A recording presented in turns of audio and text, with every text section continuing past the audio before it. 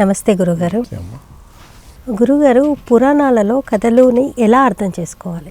వందే గురుపద ద్వంద్వం అవాంగ్మానస గోచరం రక్తశుక్ల ప్రభామిశ్రమతర్కీయం త్రైపురం మహః ఆవంశవంశకలశాంబుధి పూర్ణచంద్రం మంత్రజ్ఞశేఖర విభుం మహనీయమూర్తిం శ్రీ బాలకృష్ణ గురుదేవ పదారవిందం సంపూజయామ్యనుదినం దృఢభక్తి పుష్పై.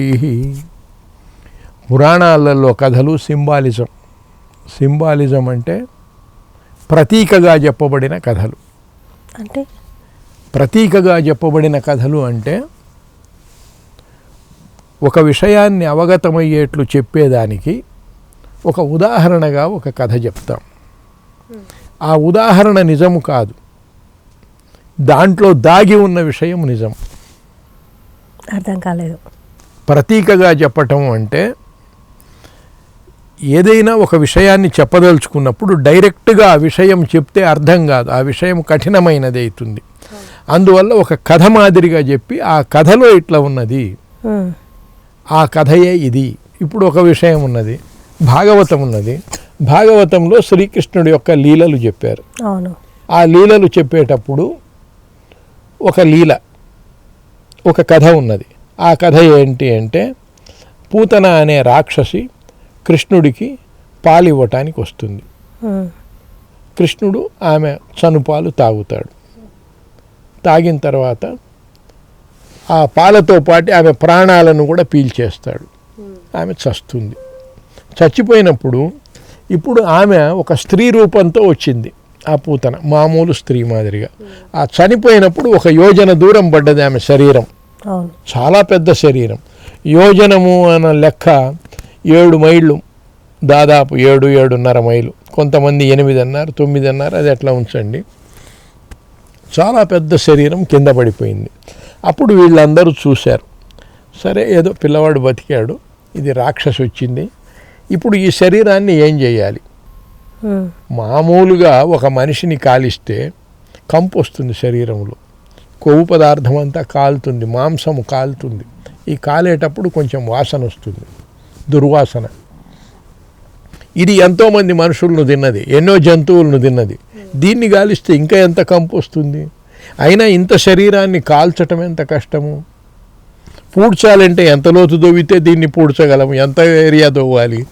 కాబట్టి కాల్చటమే మేలు అని చెప్పి కాలిస్తే ఆకాశం అంతా కంపు నిండుతుందేమో అనుకున్నారు, దుర్వాసన నిండిపోతుందేమో అని అనుకొని ముక్కలు ముక్కలుగా చేసి కాల్చటం మొదలుపెట్టారు. ఆకాశం అంతా సువాసన వెదజల్లింది. ఎలా? ఇది ఈ కథ. ఇప్పుడు మనం కృష్ణుడి లీలలబ్బా మహానుభావుడు, ఆయన ఆమెను చంపాడు, ఆకాశం అంతా సువాసన నిండిపోయింది అని కథ విన్నాం. ఎందుకు ఈ కథ చెప్పారు? వాళ్ళకేం పని లేక చెప్పారా ఈ కథ? ఏంటి ఈ కథ చెప్పడంలో అర్థము? మనం ఇప్పుడు కథను చూడాలా, దాంట్లో ఆంతర్యం ఏమై ఉంటుందని చూడాలా? కథను చూడాలి, ఆంతర్యము చూడాలి. కథను తెలుసుకున్నాం, ఇంకా రెండోది తెలుసుకోవాల్సిందేంటి, దాంట్లో ఏమున్నది? కృష్ణుడు ఆమె యందుండే కల్మషములన్నీ లాగేశాడు. భగవంతుడు ఆమెలో ఉండే కష్మలములు, చెడ్డ భావాలు, విషమంతా లాగేసుకున్నాడు. ఇప్పుడు మిగిలిందేంటి? మంచి మిగిలింది, చెడ్డ పోయింది. అందువల్ల ఆమె శరీరం పవిత్రమైపోయింది. అందువల్ల సుగంధాలు వెదజల్లింది. అంటే భగవంతుడికి మనలో ఉండే కష్మల భావాలన్నిటినీ భగవంతుడికి సమర్పించి మనం మంచిగా మిగిలిపోతే మనం సువాసన వెదజల్లే వాళ్ళం అవుతాం. అది. రెండవ కథ ఏంటి భాగవతంలో? శకటాసురుడు. ఒక రాక్షసుడు బండి మాదిరి వచ్చాడు. కృష్ణుడు ఆ బండిని కాలుతో దన్నాడు. అవునా? ఆడుకుంటూ ఆ బండి ముక్కలు ముక్కలై చెక్కలు చెక్కలుగా విరిగిపోయి నేల మీద పడ్డది.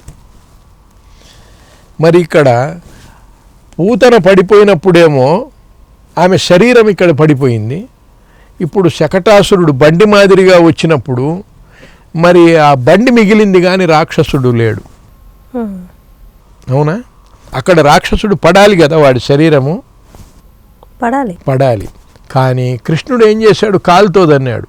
అంటే భగవంతుడి పాదస్పర్శ తగలటం వల్ల వాడి శరీరము భగవంతుడి యందు లీనమైపోయింది, అయిపోయింది. అక్కడ భగవంతుడిలో కలిసిపోయింది శరీరంతో సహా.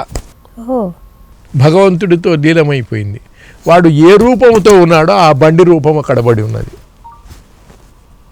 అంటే భగవంతుడి చరణ స్పర్శ చేస్తే మనమన్న భావనలన్నీ దాని యందు పోతాయి. నేనన్న భావనే పోతుంది, శరీరం మాత్రం బడి ఉంటుంది. నేనన్నది కూడా దాని యందు వెళ్ళిపోతుంది అని చెప్పేదానికి ఆ కథ చెప్పారు. ఇవి కృష్ణలీలలు. అంతేగాని అయ్యో మహానుభావుడు బండిని కాలుతోదన్నాడు, ఆయన ఏం చేయలేకపోయింది, అది ఆ బండి ఇరిగిపోయింది, రాక్షసుడు చచ్చిపోయినాడు అని ఇంతవరకే అనుకుంటాం. కానీ అందులో ఉన్న ఆంతర్యం ఏమిటి? భగవంతుడి చరణ స్పర్శ తగిలింది. భగవంతుడి చరణాలను స్పర్శిస్తే మనకు ఆ గతి పడుతుంది అని చెప్పటమే, మనం ఆ ఉత్తమ గతులకు పోతామని చెప్పటమే. అదేనా? ఇవి కథలు. కథలలో ఉండే ఆంతర్యాన్ని గ్రహించాలి. కథలలో ఉండే తత్వం ఏదైతే ఉన్నదో ఆ తత్వాన్ని చూడగలగాలి. ఆ తత్వం కథలు చెప్పేవాళ్ళు కూడా ఒట్టి కథ చెప్పి ఆపటం కాదు, ఆ కథలో ఉండే తత్వాన్ని చెప్పాలి. అప్పుడు దాని మీద భక్తి పెరుగుతుంది, లేకపోతే ఒట్టి మూఢభక్తి పెరుగుతుంది. అందువల్ల ఈ తత్వాన్ని చెప్పేదానికి ఆ కథను ఆసరాగా తీసుకోవటం జరిగింది. అది కాబట్టి పురాణ కథలను ఇటువంటి దృక్పథంతో చూడాలి, అంటే ఉదాహరణలుగా చూడాలి అంటారు. థ్యాంక్ యూ గురుగారు.